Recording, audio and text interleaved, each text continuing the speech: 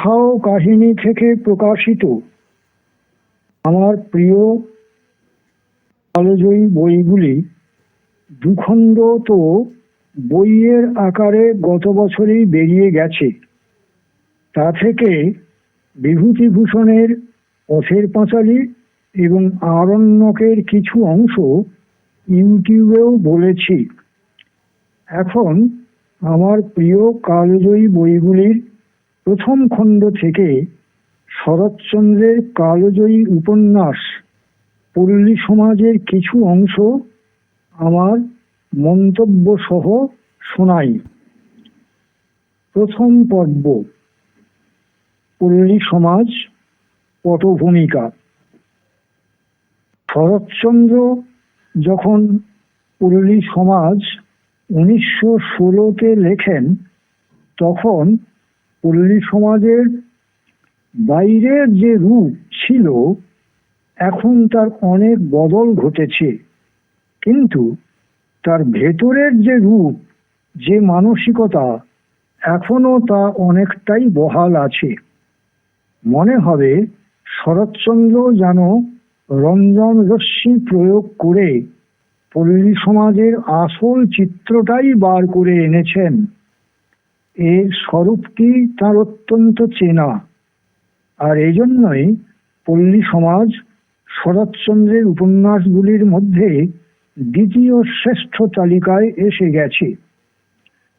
নাগরিক মানুষ তো পরাশ্রয়ী পরজীবী মানুষ।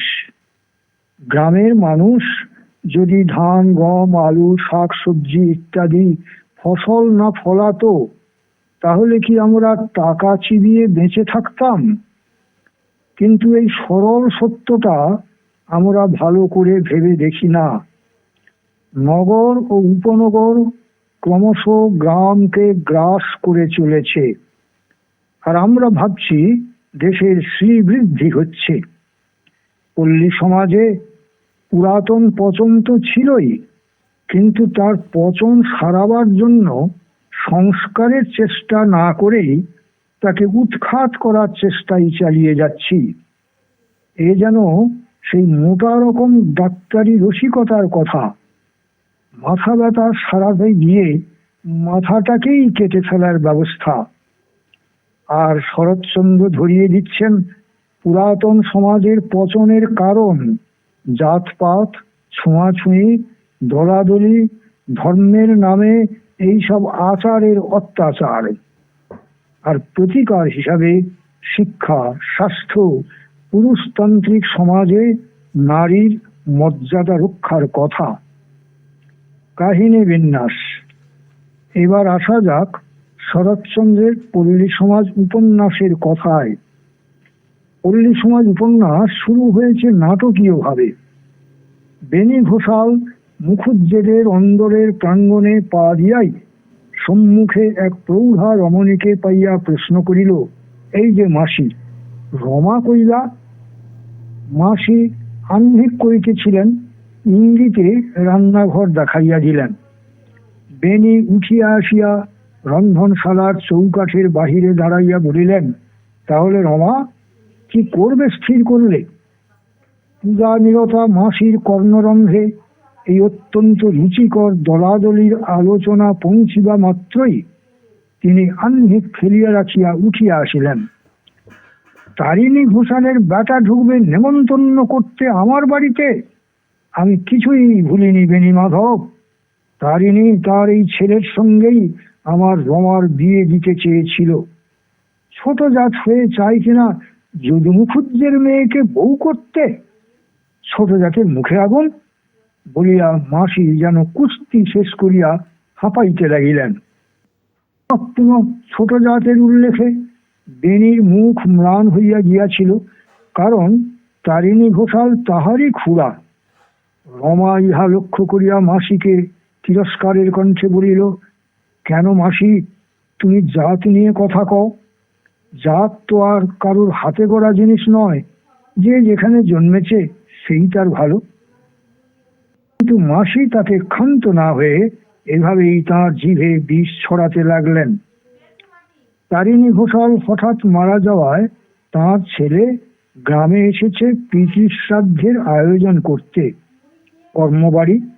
এই সূত্রে জ্ঞাতিপুত্র বেনি ঘোষালের চক্রান্তে দলাদলি চরমে উঠল।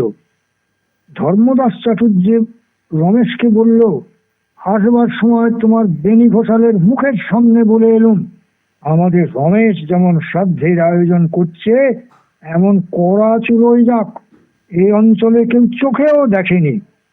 কিন্তু এটা নিশ্চয় যেন এই ধর্মদাস শুধু ধর্মেরই দাস, আর কারোর নয়। এই বলিয়া বৃদ্ধ সত্য ভাষণের সমস্ত পৌরুষ আত্মসাৎ করিয়া গোবিন্দ গাঙ্গুলির হাত হইতে হুঁকাটা ছিনাইয়া লইয়া তাহাতে এক টান দিয়াই প্রবল বেগে কাশিয়া ফেলিল। আমরা দেখব এরকম বর্ণনায় বৃদ্ধ ধর্মদাস যেন জীবন্ত হয়ে উঠল। এরপরে এসেছে গ্রামের মুদির দোকানে রমেশের অবাক করা ব্যতিক্রমী ব্যবহার, আর দোকানে ও হাটে জেলেনির কাছে বর্ণশ্রেষ্ঠ ব্রাহ্মণের ব্যঙ্গ কৌতুক মিশ্রিত আধিপত্য ও লাঞ্ছনার কথা। হাটের একধারে মধুপালের মুদির দোকানে রমেশ যখন বাকি 10 টাকা শোধ দেওয়ার জন্য মধুপালের দোকানে এলো, তখন দোকানদার আশ্চর্য হয়ে গেল। যে ধারে সে উপযাচক হয়ে ঋণ শোধ করতে আসে তা মধুপাল তার এতটা বয়সে কখনো চোখে তো দেখেনি, কানেও শোনেনি। বাণিজ্য মশাই বাঁ হাতে একটা গাড়ু, পায়ে নখে গোড়ালিতে কাদার দাগ, কানে পৈতা জড়ানো অবস্থায় ডান হাতে কচু পাতায় মোড়া 4টি কুচো চিংড়ি দেখিয়ে মধুপালকে বললেন, শৈরবী জেলেনির আক্কেল দেখলি মধু, খপ করে হাতটা আমার ধরে ফেললে, কালে কালে কি হলো বল দেখি রে, এই কি 1 পয়সার চিংড়ি, বামুনকে ঠকিয়ে ককাল খাবি মাগি, উচ্ছন্ন যেতে হবে না, 2.5 পয়সা শুধু বাকি, তাই বলে খামোকা হাত শুদ্ধ লোকের সামনে হাত ধরবে আমার। এরপর বাণিজ্য মশাই মধুর দোকানে তেলের ভাঁড়ের ভিতরে উড়খি ডুবিয়ে 1 ছটাক তেল বাঁ হাতের তেলই নিয়ে অর্ধেকটা 2 নাক ও কানের গর্তে ঢেলে দিয়ে বাকিটা মাথায় মেখে ফেলে বললেন, বেলা হয়ে গেল, অমনি ডুবটা দিয়ে একেবারে ঘরে যাই। 1 পয়সা নুন দে দেখি মধু, পয়সাটা বিকেল বেলা দিয়ে যাব। আবার বিকেল বেলা?